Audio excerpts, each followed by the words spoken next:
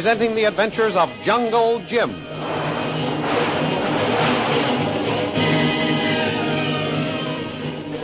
Last week, Jungle Jim and Kolu, after escorting the Reverend Chalmers and Lin to their camp, said goodbye to them and started back to civilization. In the meantime, Shanghai Lil recovered from her wound.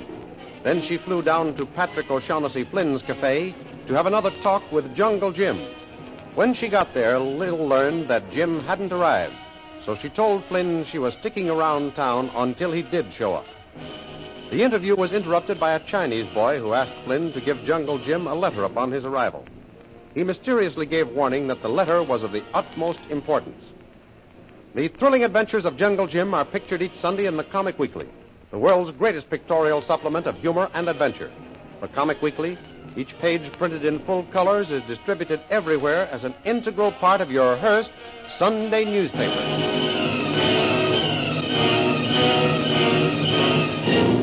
And now we continue our story. Up at the hotel, Shanghai Lil sits on the veranda impatiently watching for Jungle Jim's arrival. Suddenly, she spies the Chinese boy she met at Flynn's cafe. Getting up from her chair, she follows him to the desk as he addresses the room clerk. Kindly giving key, please. Yeah, room number 23. There you are.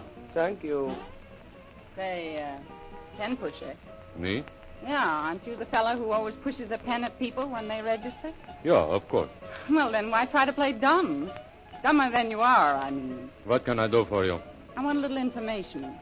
I've met that China boy someplace, but I can't remember his name. What is it? He's registered as Lo Tong. Lo Tung? Where's he from? Shanghai. Shanghai? Yes, of course, that's it. I think I'll just renew our acquaintance.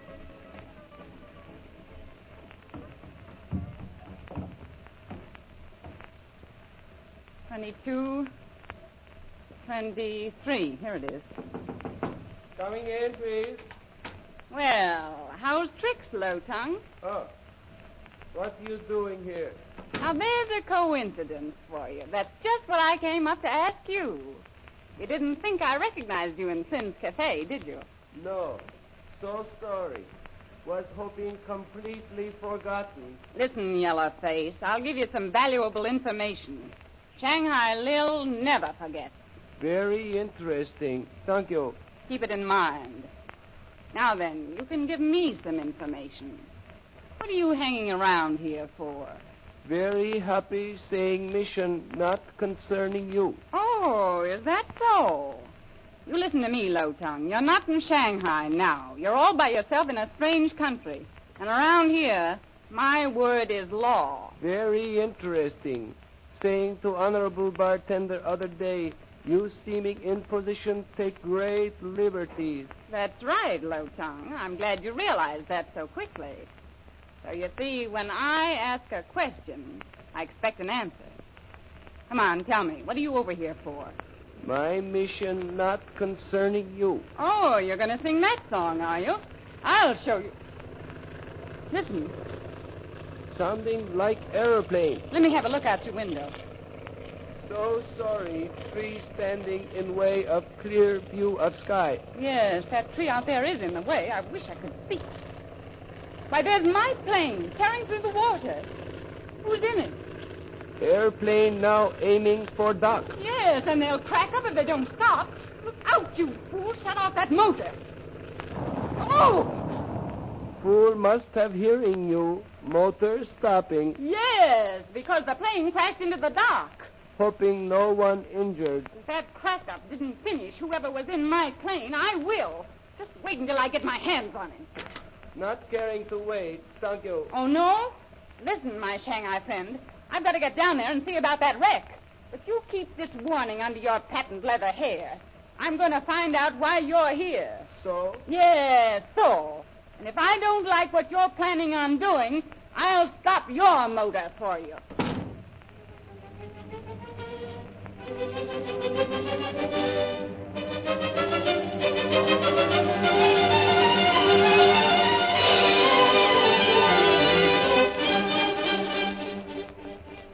Back at their jungle camp, we find the Reverend Chalmers and his daughter. Well, Lynn, looks like we'll have to go down to Burawani and hire another guide. Yes, Dad. I wish we could find one as dependable as Jim's boy Kolu. He's fine, don't you think? I say, Lynn. Hey, beg pardon, Dad. I didn't hear what you said. Yes, so I noticed. You seemed miles away. I was, Dad. Miles away. Towards Budawane, by any chance? Yes. Jim's a fine lad. I miss him too, dear. I wish he hadn't left us so soon, I mean. So do I. But he's a mind of his own, dear. And when he makes it up, nothing can stop him. Just like you, Dad. Eh? Oh, yes. I dare say, just like me. You know, I've known Jim for a long time, Lynn, and I've always admired him. I admire Jim, too. I guess I may as well tell you. I love him. Yes, I know. You know? Has it been that plain? Well, only since Jim's gone. You managed to hide your feelings very well when he was around. I'm glad of that, Dad. Good. I'd hate to have Jim think I was throwing myself at him like a silly schoolgirl. I'm sure you wouldn't do any such thing, my daughter. Don't be too sure, Dad. I almost gave away my secret when we said goodbye. Yes, that was when I found it out. You found it out, but Jim didn't see it. He's never noticed anything about you. Oh, I'm sure he has. Why, you heard him say yourself that he thought you the pluckiest girl he'd ever met. And that's comforting to hear from the man you love. Why, he just considers me a pal. No, my dear. I understand how you feel. But you're quite high in Jim's category. How do you know, Dad? Well, the highest compliment Jim can pay a woman is to consider her a pal. I see. Sit down here beside me, dear, on this log. I want to talk to you. Yes, Dad. Lynn, we've every reason to believe that Lily DeVille's that religion has been broken up. But I must stay here to make sure that these poor natives get the true spiritual guidance. You can see that, dear, can't you? Of course, Dad. Now, it so happened that Jim was around and able to lend his aid in our encounter with the forces of the Batwoman. But Jim is a man who's free to go when and where he pleases. Yes. Now, the next time anything happens to me, dear, he might not be around to look after you. But nothing's going to happen to you now, Dad. The Batwoman won't be able to build up her followers anymore. Well, that's what we hope, Lynn. If anything should happen to me, Providence only knows what will become of you. That is a risk I haven't any right as a father to take. You're trying to send me back to Mother. No, dear. I'm trying to show you how much wiser it would be for you to go to her, dear. The jungle isn't any place for an unprotected girl. You're not safe here either, Dad. Didn't the Batwoman capture you and start all the trouble we've been through? Yes, but she did it to get revenge. The natives don't bother a man of God, my dear. I'm quite safe from harm otherwise. You really ought to be with your mother. You're tired of me. You want to get rid of me. Oh, nonsense. I'm in the way, that's what you mean. Why don't you say it, Dad? Lynn, dear, that's not true. I'd give anything to keep you here by my side always. It would be terribly lonely for me when you're gone. But it'll be some comfort, at least, to know that you're safe with your mother in Shanghai. I'm not going, Dad. Lynn, must I order you to go? Oh, my dear, won't you see it's the only thing for you to do, to go of your own free will? Well, I'll think about it, Dad. Good. But while I'm thinking, I'm staying right with you.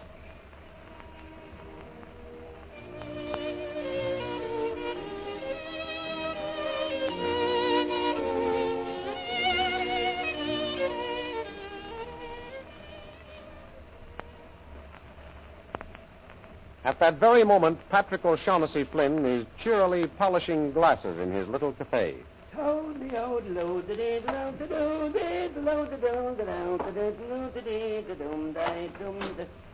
Jungle Jim! Hello, Pat. Oh, sure, and it's a sight for sore eyes to see the likes of you again, Jim. And how you been, lad? Not bad, considering I was a prisoner of the Batwoman's. Prisoner, was it? And she had the brass to stand right there and tell me you was her guest. What? Is Shanghai Lil here? She is that and likely to be here for Lord knows how long. Why? Well, you see... but hold on now, whilst I give you something to wet your whistle a bit. There. Thanks. Well, as I was saying, you see, Tuesday, Shanghai Lil was... was it Tuesday or Thursday? Let's see, it couldn't have been Thursday because that was the day that native went amok and shot his way through town. So it must have been of a Tuesday. I tell you, Jim, last week we had more excitement. So it sounds, Pat, but what is this news about Shanghai Lil? Oh, yes. Well, it seems her boy Namby-Pamby, or whatever his name is, he was showing off her big black seaplane to some of his native friends. One of them gives the propellers a spin. The machine was in gear, and zoom, away she goes skedaddling along the river. Well, don't tell me Mamba took it up in the air. He did not, but he did take it smack into the dock. Oh, glory be such a wreck as he made of it. One wing was ripped off and the engine tore clean away from the body. So she's stranded down here, eh? That's the long and short of it, Jim. Her boy was cut up a bit in the fracas, too. And from the way she took on, he's lucky he was unconscious when she arrived on the scene. If he'd ever come to, she'd have sent him back to dreamland herself. She sure can put on an act when she wants to. I saw her put on several while I was at her plantation house. Boy, I certainly don't envy what that black boy of her faces when he gets well. And neither do I. Well, sure, and I'm glad you're back safe and sound, Jim. So am I. Any mail for me, Pat? No. Oh, that reminds me. A Chinese was here the other day looking for you. A Chinese? What could he want with me? He left this letter for you. What the heck is this? Well, what do you know about that? What does it say, Jim? Listen, Honorable Sir, it is of the greatest importance that you honor me with a visit upon receipt of this note. I am staying at the hotel. Make sure that you are not followed. Signed, Low Tongue. That don't tell you no more than he'd tell me. You know, that Low Tongue is a little yellow clam. That's just what he is. What's this Chinese like, Pat? Meek as pie. Dressed in a white linen suit with his shirt tucked in his pants like a civilized human. Jim, what do you suppose he's up to? I don't know, Pat, but I'm going right over tonight and find out.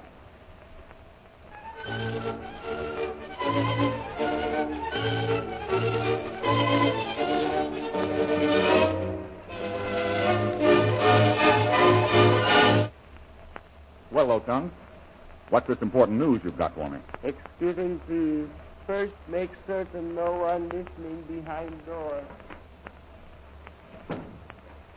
Well? You sure, Honorable Sir, you sure no one see you come here? I took every precaution. I traced and retraced my steps before entering the hotel. Say, what's all this mystery? So sorry, but it's of utmost importance no one learning why I'm here. Oh, I see. Well, as far as I know, only my friend Flynn knew I came here. And he won't say a word. He can be trusted. Yes, was giving understand Honorable Bartender trustworthy. Thank you. All right. Then tell me why you asked me to come here. Honorable Jungle Jim will do so. I have been sent by American consul at Shanghai enlisting your aid for a purpose. Oh! Low Tongue! Speak to me! Low Tongue, speak to me! What great secret was Low Tongue about to disclose to Jungle Jim? The dramatization of the adventures of Jungle Jim you have just heard was taken from full-color action pictures appearing in the Comic Weekly, distributed with your Hearst Sunday newspaper everywhere. In the big Comic Weekly, you will find all of the famous characters of the world of color pictures. There's Bringing Up Father, Skippy, The Little King, the Katzenjammer Kids, Toots and Caspers, Barney Google, Flash Gordon, and many, many others. Don't forget our date next week, same time, same station, for a continuation of the adventures of Jungle Jim.